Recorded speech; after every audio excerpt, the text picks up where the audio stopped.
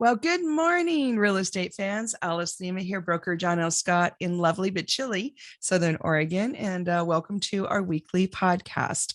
Our episode this week is called When Analysis Paralysis Stops You from Buying or Selling. I've got 6 ways to stop overthinking your purchase or sale and just get on with your move. But before we go into that, I want to give you a chance to subscribe to the channel, give us a thumbs up, give us some comments or some questions, pass it on to your friends and family. We're here for you. This is all information to help educate you to be a good consumer. And also we're starting to get feedback during the week, phone calls and emails. People are starting to use these ideas and having some success with it. So that's super exciting. Thank you for that. All right, well, let's get on with 6 ways to stop overthinking your purchase or sale process and just get on with your move. So it's called When Analysis Paralysis Stops You from Buying or Selling. Okay, so the first reason people get stuck, and that's really what we're talking about, is when your life cannot move forward because you're mentally or emotionally stuck in the middle of the process. So the first thing to do is to make a realistic list of what you need, not what you want, but what you need. So I know people walk around with these big long lists because you see that on the TV shows, and I love the TV shows too, but that's not practical, and it doesn't help you move forward with acquiring an address or selling an asset. So you really need to have a succinct list. And I recommend really just 3 must-haves, the things you absolutely have to have, or it's not worth buying or selling. 3. Let that sink in. I know it's shocking, but 3. Now, those are your needs. Those are your must-haves. You can have some wants. That's like frosting on the cake. Who doesn't like frosting? But, keep the core needs that are being addressed by the purchase or the sale of real estate. Keep the core list to 3. Okay, just saying, try it. It'll work better. Number 2, all the main decision makers have to be on the same page. They have to have the same list or an amalgam of the same list. I can't tell you, it's shocking how many times I get groups of people and they all have their own list. And we can do that, but you're going to spend like way more money, way more money. We can accommodate multiple lists in one address, but it's going to be incredibly more expensive. And as long as you're doing that eyes open and you understand why you're doing it, no problem. We just don't want people out there willy-nilly spending buckets of money if they don't have to. Especially me, I like a good deal. I really like to see if we can get somebody's needs met for a little bit less. That's always fun, right? So main decision makers can be if you're doing a multi-generation family, then you've got to sit down and kind of iron out the 3 items that each person has, the 3 must-haves. And I guess with couples too, get them to isolate, or get yourself to isolate what the 3 must-haves are, whether it's you're a couple or a group of people or even investors. Then look for the overlap. Okay. And that's where you start. But you don't want to go out shopping for a property with too many unconnected, disconnected lists of criteria, unless you just have an open checkbook.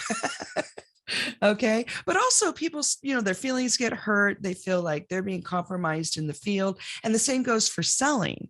The list of things that people want during their selling process can sometimes get a little long and unnecessarily long. Okay. So get all the main decision makers together, have them figure out on their own, not in the field with the agent. That's not the time to have these really private financial and personal needs and wants conversations. You don't want to do that in front of your agent. Get all that done in the privacy of your own home, network, whatever you've got going on. And then present a unified list. Okay, so that's number 2. Have all the decision makers be in agreement.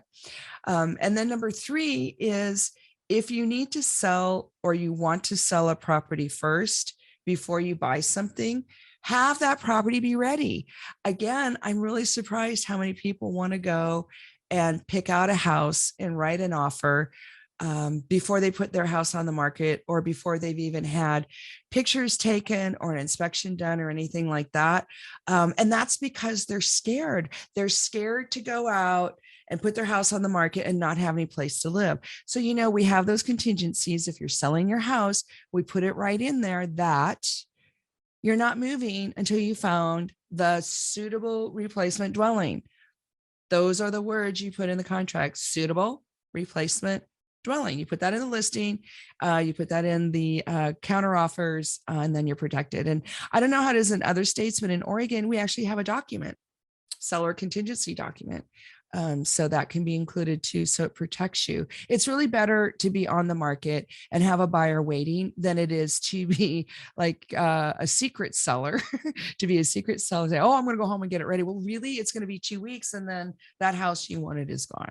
Okay. So this is all for your own protection. All right. So number 3 is, if you have to sell first, please be ready and have it on the market. Number 4, if you're buying and you don't like the choices and you happen to be in the fall winter season, so I have different advice for the spring summer, and we'll get to that next. But if you're buying and you don't feel like you have enough choices of properties during the fall and winter, that's a great time to use the strategy of touring a little higher price point and writing reasonably lower offers. I had a millennial a couple of weeks ago who really, really wanted a $400,000 house. That's really what they wanted, but they didn't want to spend $400,000. They want to spend $325,000. Well, in our market, that's the difference between move-in ready and complete fixer-upper, and it was really causing a lot of conflict. See, now this again was a couple issue. These are 2 people that were not in agreement with the process. So, but the point is that they also didn't have a lot of choices. So if they can go up in price and write a little bit lower, not the difference between 400 and 325, I mean, you can write it, but it's not likely to fly at all. But you could go maybe on a $400,000 house, which is a nice medium priced house in our market, and maybe write it for 380 or something like that, or write it for 390, 395, and ask the seller to kick in the closing costs, because closing costs are high. They're like $7,000 to $10,000. So you're just trying to give yourself a little higher price point at a time of year when the sellers are maybe thinking about lowering the price anyway. And if you can catch them like in that magic moment before they lower the price online, so that everybody in the world doesn't come rushing in, you can get the deal of a lifetime. So if you're buying, don't like the choices, this is number 4. Consider, if you're in the fall and winter, doing a higher price point tour and writing reasonably lower offers. Now, number 5 is if you're buying in the spring and summer, completely different attitude with the sellers.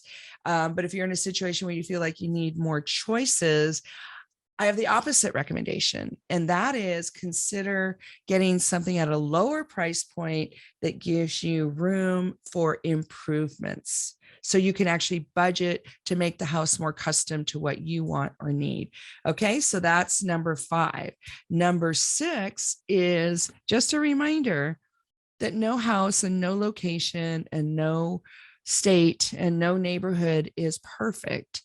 And our goal here is, if you can get 85% of what you wanted out of your purchase or your sale process, then that's actually really good. I just don't think people realize that 85%, 90% is actually pretty comfortable if you've done the process right, if you've really identified what you truly need, and then you have identified what the wants, the fluff, the frosting are, and you get some combination of that, but your actual needs are met, then you're actually going to be pretty happy and not have that buyer's remorse. And I think a lot of the analysis paralysis for us is when we're scared, when we feel like we don't have enough choices, when we don't know what to do. Sometimes it's because we're not getting enough conversation with our real estate team that's helping us to get more ideas, to help bounce ideas off of. So number 3 is just a reminder that 85% of your goal is actually a pretty good achievement. And this is just my opinion. But I find that in my own life of buying and selling, and also in my clients, that 85% is actually pretty comfortable if you've done the rest of the process. Okay.